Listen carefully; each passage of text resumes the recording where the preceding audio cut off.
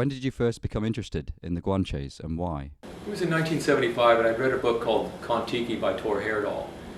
And he was describing prehistoric voyages across the Atlantic Ocean and into the Pacific. And he mentioned the Canary Islands and said that they were a strategic point and they were important. So I began to study the culture there before the Spanish had arrived, and I found out about the Guanches, and we've got about 34 years worth of archives and research gone into that now. Why were the Guanches important? Well, for two reasons. They were the last Indo-European people to live completely in the Stone Age. And instead of being 3,000 years ago, like you might expect, that was only 500 years ago. Because when they got there, these are volcanic islands and there's no metal, so they had to go back to the Stone Age. And the second reason is because basically the Canary Islands are a strategic point between the Old World and the New World. And there were pyramids and mummies there, just like there were in Egypt and America. So there's some very strong and striking similarities between what you find in Egypt and what you find in Peru. I've got a video here from a movie called The Raw Expeditions by Thor Heyerdahl from 1971. And it shows very clearly and plainly the parallels that you find between Old World and New World civilizations. When Europeans arrived, they found stepped pyramids like those in the islands of Polynesia. And from the summit, the Indians of Peru worshipped the sun. Their pyramid of the sun is the largest still preserved. It and the Cerro Colorado pyramid on the coast further north are temple pyramids, built as in ancient Mesopotamia with millions of sun-dried bricks.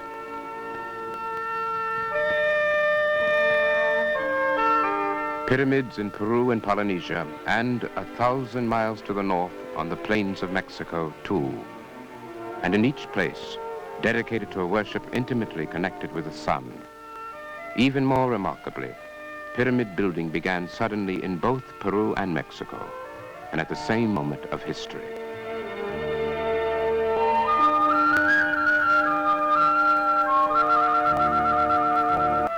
He discovered the same masonry technique in Mexico as in Peru and Easter Island.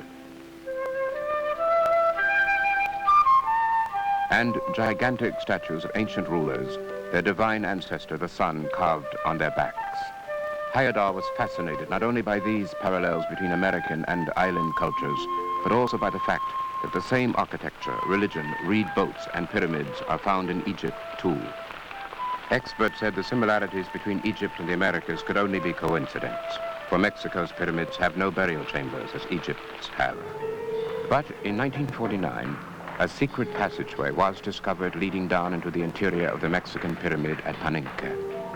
Experts and Heyerdahl himself were amazed, for here in the dense jungle, where there is a superabundance of timber but little stone, the jungle Indians had constructed a stone pyramid with an inner tunnel according to precisely the same methods employed by the ancient Egyptians.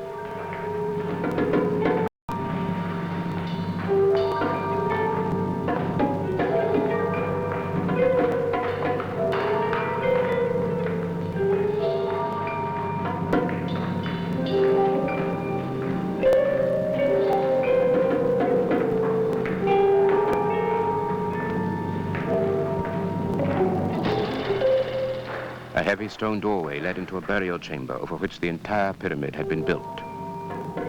A magnificent stone lid weighing several tons covered a sarcophagus. A splendid mass covered the face of the remains of the Sun King's mummy, the flesh long since rotted away by the action of the jungle's humidity. But some people still argued that Egyptian pyramids are not step-shaped like Mexican, Peruvian, and Polynesian ones. But here again, similarities prevail. There are step-shaped pyramids in Egypt alongside the other kind. Consider the similarities between Egypt and the Americas. The same technique for fitting together huge stone blocks.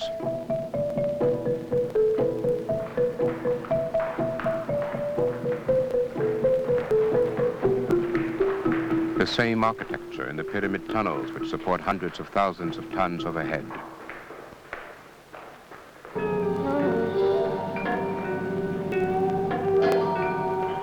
The same burial chambers for divine sun kings in this sarcophagus, where Pharaoh Cheops once lay, and here in the neighboring pyramid lay his son, Pharaoh Khephren. The same step shape of the pyramids as in Mexico, Peru, and Polynesia. Here the world's oldest, Saqqara Pyramid.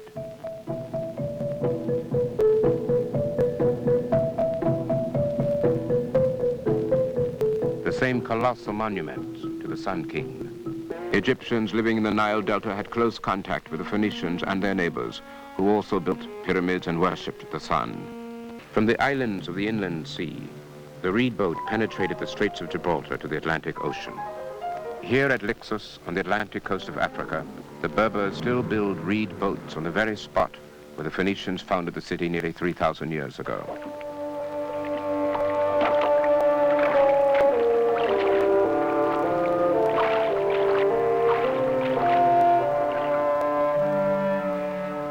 The Atlantic Ocean stretches between South America and this point in Africa, where the ruins of megalithic structures built with familiar techniques are found. These, too, were oriented to the sun. They were built not quite 3,000 years ago, at the same time as civilization began on the facing coast of America. In the old world, there were reed boats and pyramids. Then suddenly, and at about the same time, they appeared in America and then in Polynesia. Could the sea have carried sailors westward 2,000 years before Columbus? The ocean currents circulate on a fixed course. One of them, the one that will carry Ra, moving from North Africa to tropical America and meeting land in the Gulf of Mexico. Precisely where water meets land in the Gulf of Mexico, where ancient reed boats might have washed ashore, America's oldest sculptures with marked Negroid features stare at us from the past.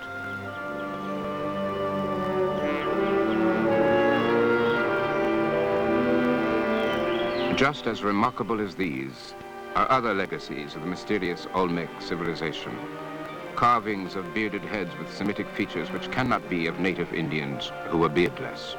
Indeed, the Indians had legends of bearded white men who sailed from the east many generations ago. Why were they called Indian if they were light-skinned? Well, in 1492, when Columbus sailed from the Canary Islands to America,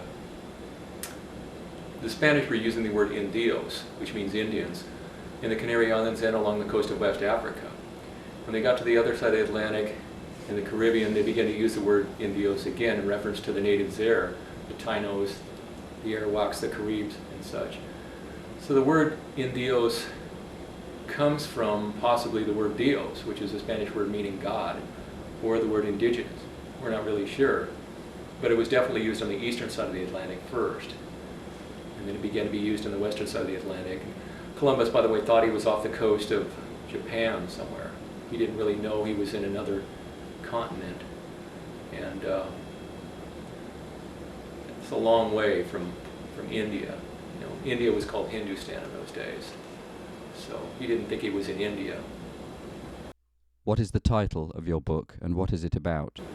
It's called The White Indians of Nivaria, and the subtitle is The Untold Story of the Last Stone Age Indo-European Tribes. And the book is about the Guanches.